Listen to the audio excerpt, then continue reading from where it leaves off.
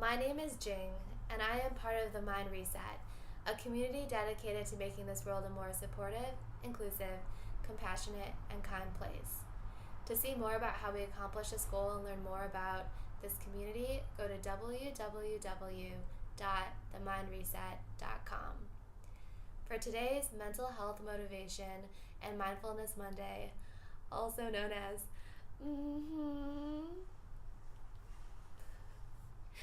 we're going to be talking about the emotion fear. How to go from fear to being brave and or courageous. So my friends and I had like a pretty big discussion yesterday about whether courage and bravery are the same thing.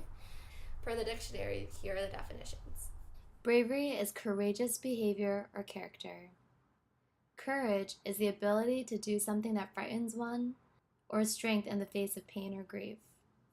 There are also several different types of courage, such as physical courage, which is bravery in the face of physical pain, hardship, death, or threat of death.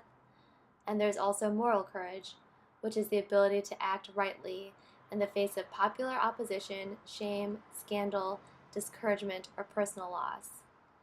The classical virtue of fortitude, which is also translated to courage, but it also includes the aspects of perseverance and patience. To really just drive this point home, courage is different from bravery because it's a state of mind driven by a cause that makes the struggle worth it. And someone who is fueled by courage may still feel small in the face of peril, pain, or problems. The essence of courage is not the feeling of being capable of overcoming these obstacles, but rather the willful choice to fight regardless of the consequences and limitations. A really silly example of this would be the new Netflix show Sabrina. That character really embodies the whole point of courage, where she will do the right thing despite the consequences of them. So let's do it. Moral courage. Before I share with you what my greatest fear is, I do want to note that your fears can change over time. A good example is when I first woke up in the hospital, I was scared that I would never be able to function like other people, that I would always be ostracized or left out, that I would constantly be misunderstood, that I would not be able to be happy, that I would not be able to enjoy food because I couldn't taste any flavors. My mouth was always dry because I never salivated. I just couldn't taste food, so it was like, ugh, whatever. I never wanted it. I had all these fears related to my disabilities, and I was nervous that, opportunities my life would be so hard. I was scared my life would be hard, and it was always going to be hard, and that I was always going to be in pain. Those are my fears. Now that I've overcome a lot of those situations, I no longer have to feel any fear for them. But what I fear now, I'm scared that I won't be able to fulfill my promise.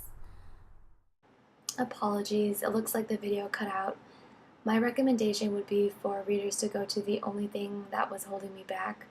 One of our authors wrote about her experience overcoming her fears and how when she transformed her mindset, it allowed her to start accomplishing the goals in her life that she really wanted to.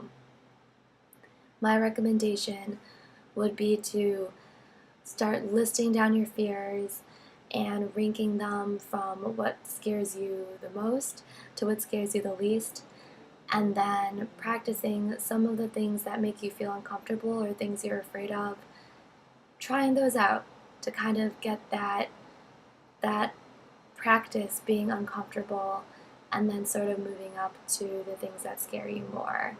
I've found in my experience that just practicing micro courage has been really helpful for me to continuously exercise that behavior.